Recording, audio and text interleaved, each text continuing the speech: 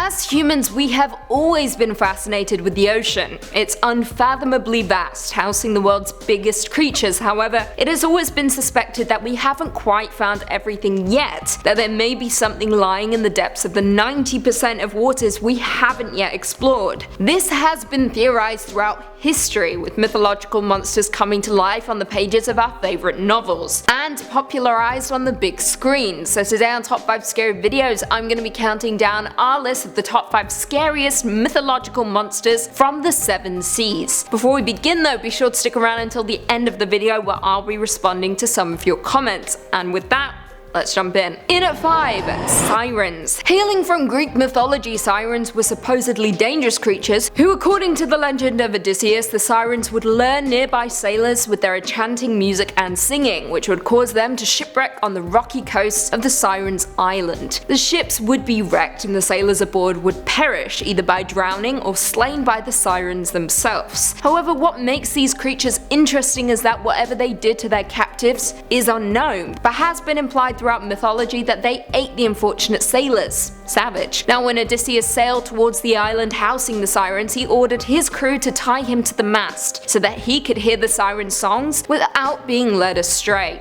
Smart mans. The crew were also ordered to plug their ears with beeswax so that they could not hear. In turn, Odysseus' ship passed safely by the island. Now, these mythological monsters were believed to combine women and birds in various ways, often represented as birds with large female heads, bird feathers, and scaly feet. However, throughout history this depiction would change, with them now being represented as female figures with the legs of birds, with or without wings, playing a variety of musical instruments, particularly harps. They've also been depicted as beautiful women whose bodies, not just their voices, are seductive. Now, according to Ovid, the sirens were the companions of a young Persephone. Demeter gave them wings to search for Persephone when she was abducted by Hades. However, Demeter would curse the sirens for failing to intervene in the abduction, and were ultimately fated to live only until their mortals who heard their songs were able to pass them by. In at 4, Jormungandr. Hailing from Norse mythology, Jormungandr, meaning huge monster and also known as the Midgard world serpent, is a sea monster and the middle child of the giantess Angbodr and Loki. Now, according to mythology, Odin took Loki's 3 children by Angbodr, the wolf Fenrir, Hel, and Jormungandr, and tossed the latter into the great ocean that encircles Midgard. The serpent then grew so large that it was able to surround the entire earth and grasp its own tail. As a result of this, it received the name the World Serpent. When this monster releases its tail though, Ragnarok will begin.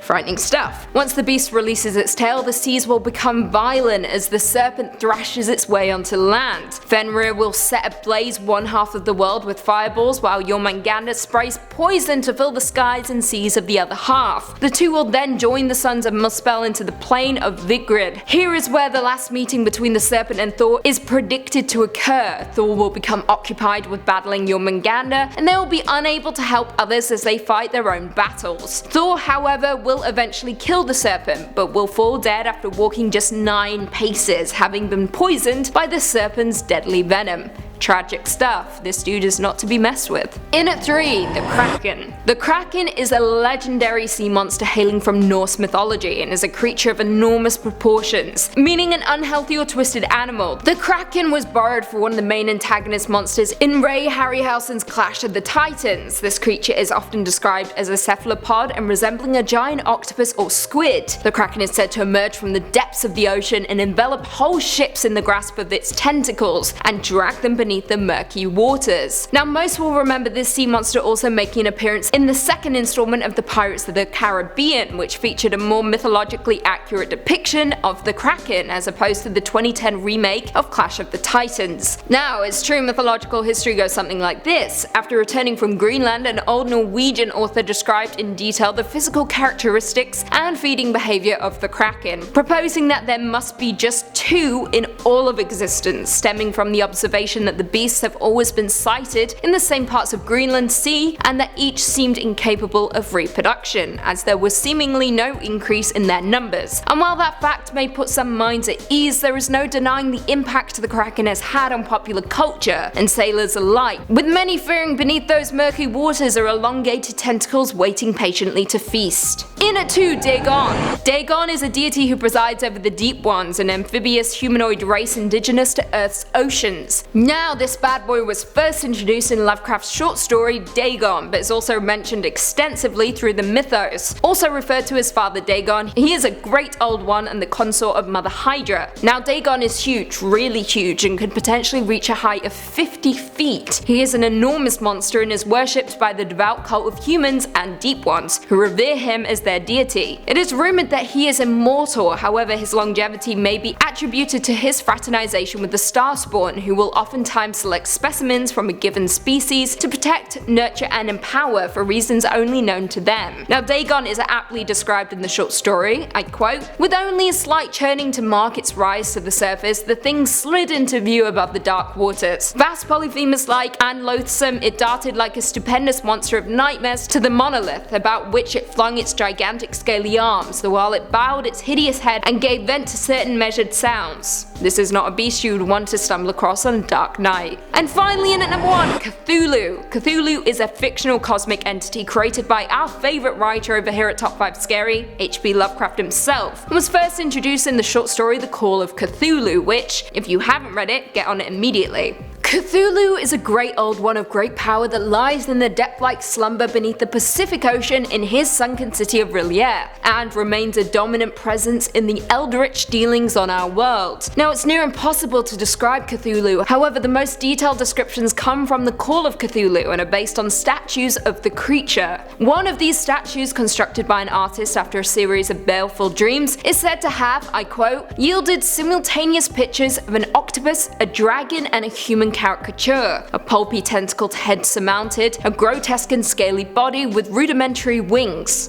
Horrifying, right? Worse still, this oceanic monster has a loyal group of followers. It is unknown how large the throng of worshippers are, but his cult has many cells around the globe and are noted for chanting horrid phrases that translate to, I quote, "In his house at R'lyeh, dead Cthulhu waits dreaming." So, what happens when Cthulhu emerges from his slumber beneath the ocean? Well, the story says that, I quote, "the thing cannot be described, but it is called the green sticky spawns of the stars, with flabby claws and an awful squid head with writhing feelers. All I can say, folks, is that if Cthulhu awakens, there's trouble for not just you, but for all of us. You have been warned." Well, there we have it. Do you guys agree with our list? Were there any scary mythological monsters that we missed? Leave us all your thoughts and feelings in the comments down below. Before I go though, I just want to respond to a few comments from one of our last videos, Top 5 Scariest Animated Movies of All Time Part 3. Ravenhouse Mystery said, "In regards to Dante's Inferno, Lucy, who would you like to see travel the 7 levels to save you?"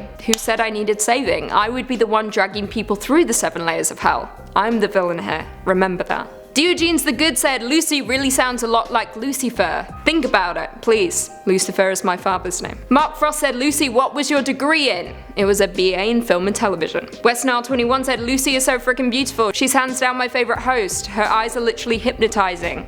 Oh, shucks. Fine. I will marry you. Jeffrey Williamson said, "I'm sure Lucy did get a lot of D's in school. LMAO. Yeah. I set myself up for that one. I have regrets. And on that note, if you haven't already, be sure to give this video a big thumbs up, subscribe, and turn on notifications so you never miss another scary vid. And until next time, see you later.